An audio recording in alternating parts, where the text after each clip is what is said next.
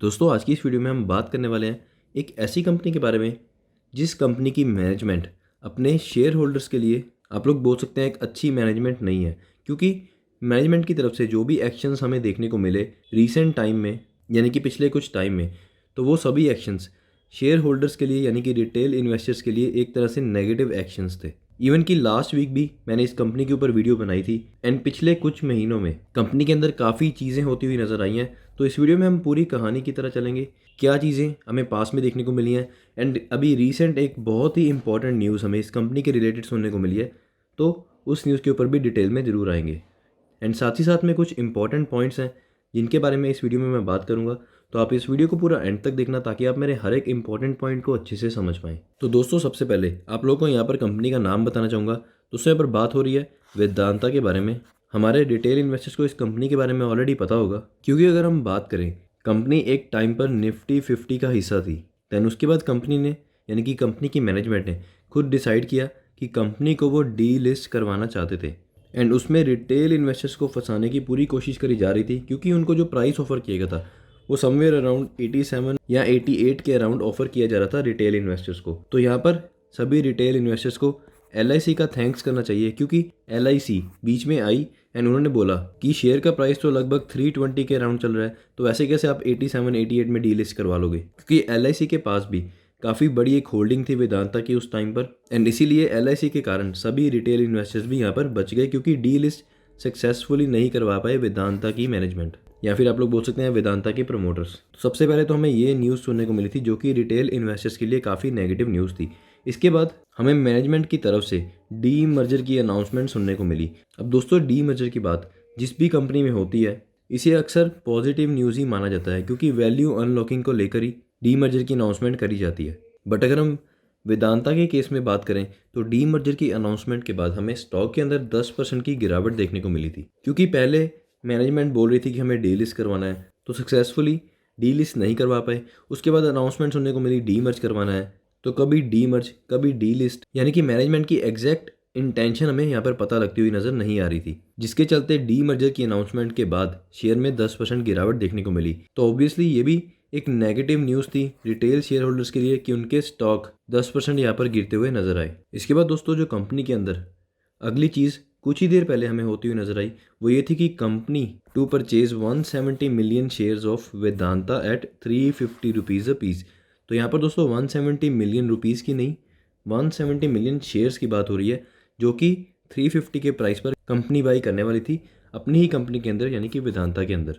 Obviously दोस्तों ये एक पॉजिटिव न्यूज़ मानी जाती है, बट अगर हम वेदांता के केस की बात करें तो हम इसे पॉजिटिव न्यूज़ कंसीडर नहीं कर सकते हैं, ना ही नेगेटिव न्यूज़ कंसीडर कर सकते हैं, क्योंकि पता नहीं है कि कंपनी के प्रमोटर्स जैसे कि अपनी कंपनी के अंदर स्टेक इंक्रीज़ कर रहे हैं, उसके बाद कंपनी का क्या करेंगे, डी लिस्ट करवाएंगे या डी मर्ज करवाएंगे। तो यहाँ पर एक बहुत ही बड़ा क्वेश्चन मार्क कंपनी के ऊपर करंटली हमें देखने को मिल रहा है एंड प्रमोटर्स अपना स्टेक इंक्रीज़ करते ही जा रहे हैं, बट उसके बाद नहीं पता कि प्रमोटर्स करने क्या वाले हैं। तो हम इसको अभी ना ही पॉजिटिव न्यूज़ डिक्लेयर कर सकते हैं ना ही कोई नेगेटिव न्यूज़। बट अगर हम दूसरी कंपनीज़ की बात करें उनमें जब भी प्रमोटर्स अपना स्टेक बढ़ाते हैं अक्सर उसे एक पॉजिटिव न्यूज़ ही कंसीडर किया जाता है। एंड दोस्तों इसके बाद अभी रिसेंटली एक और नई न्यूज़ मार्केट के अंदर सुनने को मिल रही है वेदांता के रिलेटेड, जो कि मेरे अकॉर्डिंग एक नेगेटिव न्यूज़ है। अगर हम कंपनी के शेयर होल्डर्स की बात करें तो उस न्यूज़ के ऊपर डिटेल में चलते हैं। एंड दोस्तों अगर हम उस न्यूज़ के सबसे इंपॉर्टेंट पॉइंट की बात करें तो आप लोग यहाँ पर देख सकते हैं कि वेदांता के प्रमोटर्स लगभग 800 मिलियन USD यानी कि 800 मिलियन डॉलर यहाँ पर रेज करते हुए नज़र आ रहे हैं। अगर हम इंडियन करेंसी में बात करें तो लगभग 6000 करोड़ यहाँ पर रेस करते हुए नजर आ रहे हैं वेदांता के प्रमोटर्स। बट दोस्तों ये हाफ न्यूज़ है, अगर पूरी न्यूज़ की बात करें तो आप लोग यहाँ पर देख सकते हैं कि ये पैसा जो कि 6000 करोड़ रुपीज़ की यहाँ पर बात हो रही है कैसे रेस किया जा रहा है। तो दोस्तों ये रेस किया जा रहा है अपने शेयर्स को प्लेज करके। तो डिटेल में आप लोग यहाँ पर देख सकते हैं कि promoter group firms pledge 242 crore. And दोस्तों यहाँ पर ये अमाउंट की नहीं नंबर ऑफ शेयर्स की बात हो रही है।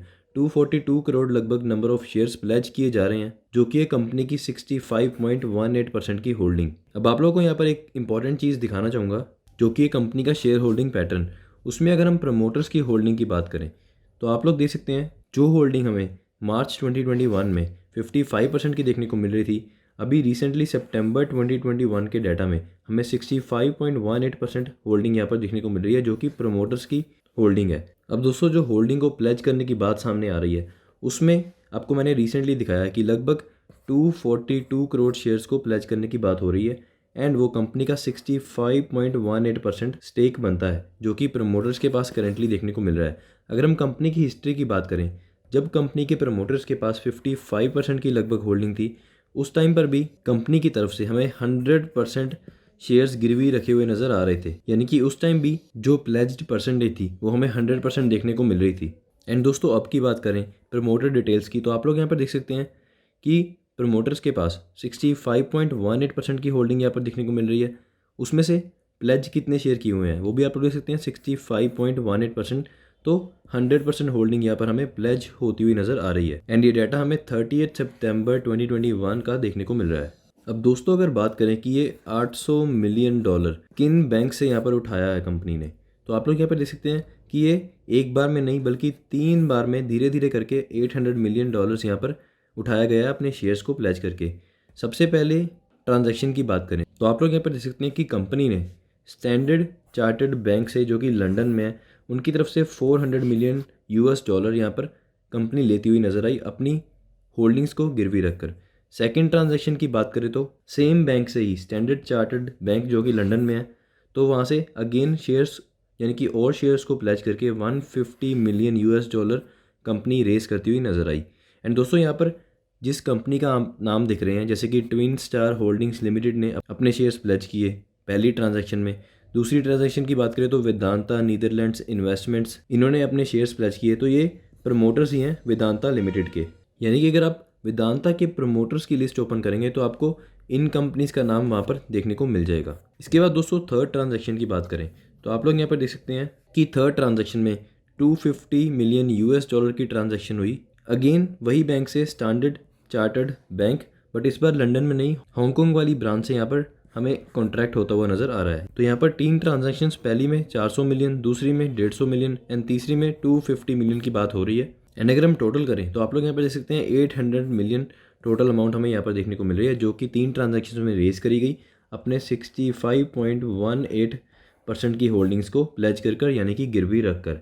अब दोस्तों ऑब्वियस सी बात है, ये एक नेगेटिव न्यूज़ है शेयर होल्डर्स के लिए। जब भी किसी कंपनी के प्रमोटर अपने शेयर्स को प्लेज करते हैं तो उसको अच्छी बात नहीं माना जाता है। एंड यहाँ पर तो 100% शेयर्स ही प्लेज किए हैं प्रमोटर्स ने, तो एक बहुत ही बड़ी न्यूज़ है कंपनी के शेयर होल्डर्स के लिए। एंड दोस्तों इस न्यूज़ को लेकर स्पेशली वेदांता के रिलेटेड हमें अलर्ट क्यों रहना चाहिए, क्योंकि कंपनी की मैनेजमेंट की इंटेंशन सही नहीं लग रही हैं अपने शेयर होल्डर्स को लेकर।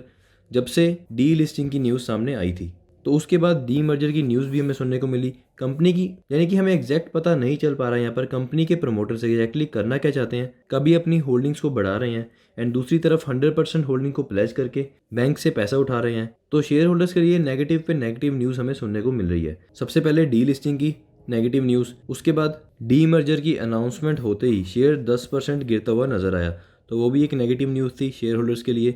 एंड अब की बात करें तो कंपनी के प्रमोटर्स ने अपने 100% स्टॉक यहाँ पर गिरवी रख दिए हैं, जो कि पहले भी 100% ही थे, बट उसके बाद कंपनी में जैसे कि बाइंग हुई थी एंड प्रमोटर्स ने अपना स्टेक बढ़ाया था, 65% के आसपास किया। एंड अब फिर से सारे के सारे स्टॉक यहाँ पर गिरवी रखे हैं, जो कि अगेन एक नेगेटिव न्यूज़ है शेयर होल्डर्स के लिए। एंड अगर हम कंपनी के लॉन्ग टर्म चार्ट पैटर्न की बात करें, आप लोग यहाँ पर देख सकते हैं कि 2008 के बाद 2021 अब तक कंपनी में बहुत ही बड़े अप्स एंड डाउन यहाँ पर देखने को मिल रहे हैं। तो आप लोग यहाँ पर बोल सकते हैं कि ट्रेडर्स के लिए काफ़ी अच्छा स्टॉक है ये, क्योंकि ट्रेडर्स को अप्स एंड डाउन्स चाहिए होते हैं, वॉलेटिलिटी चाहिए होती है। बट अगर हम एज अ इन्वेस्टर बात करें तो ज़्यादा वॉलेटिलिटी अच्छी नहीं होती है एक डिफेंसिव इन्वेस्टर के लिए। एंड साथ ही साथ में कंपनी की मैनेजमेंट को लेकर बिल्कुल भी कॉन्फिडेंट नहीं हूँ मैं, क्योंकि कंपनी की मैनेजमेंट अपने शेयर होल्डर्स का यहाँ पर ध्यान नहीं रखती है। एंड ये चीज़ डी लिस्टिंग की न्यूज़ के बाद तो डेफिनेटली क्लियर होती हुई नज़र आई थी। तो जिन लोगों के पास भी इस कंपनी का स्टॉक है, आप लोग चाहें तो कंटिन्यू कर सकते हैं, अगर इन सब न्यूज़ के चलते चाहें तो एग्जिट भी कर सकते हैं। बट अगर आप मेरे पॉइंट ऑफ व्यू की बात करें तो मैं इस कंपनी में इन्वेस्ट बिल्कुल भी करना नहीं चाहूँगा। एंड अगर हो सके तो आप लोग भी इस कंपनी से दूर रहें, क्योंकि कंपनी की मैनेजमेंट बहुत ही इंपॉर्टेंट रोल प्ले करती है कंपनी की ओवरऑल परफॉर्मेंस के अंदर। एंड दोस्तों ये थी एक छोटी सी वीडियो वेदांता के रिलेटेड एक रीसेंट अपडेट के ऊपर, जो कि हमें सुनने को मिली थी कि कंपनी के प्रमोटर्स ने अपने 100% शेयर प्लेज किए हैं अपनी होल्डिंग्स को इंक्रीज़ करने के बाद भी। एंड मेरे अकॉर्डिंग ये न्यूज़ कंपनी के शेयर होल्डर्स के लिए एंड जो भी लोग इस कंपनी में इन्वेस्ट करना चाहते थे उनके लिए जाननी बहुत ही ज़रूरी थी।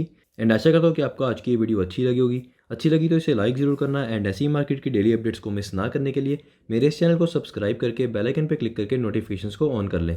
धन्यवाद दोस्तों आज की इस वीडियो को देखने के लिए।